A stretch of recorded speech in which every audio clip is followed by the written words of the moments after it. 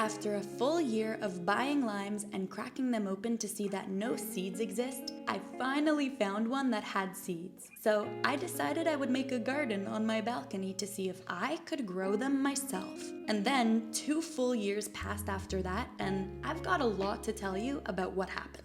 Now, there's a reason it took me a full year to find a lime with seeds, because only key limes produce seeds. And now, remember this fact, because it's gonna be important in this story. But first, I took my lime, cut a straight line down the middle, and opened it up to reveal about 5 seeds hiding inside. I cut a little slit on the top of the seed and started peeling the outer layer of skin off, which helps prevent the seeds from molding over. I've tried growing lime and lemon seeds with the skin on, and they usually die before they grow little tails. Layer by layer, I peeled away just until my seeds looked something like this. And then I placed them on a damp piece of paper towel, sealed it airtight in a bag, and waited 7 days for not germination, but germination. And when I went to check on the seeds, they looked a little something like this. You could see we had tails poking out of the bottom of the seed, and the seeds themselves were starting to go from a pale white color to a bright green color. But only a few of them sprouted.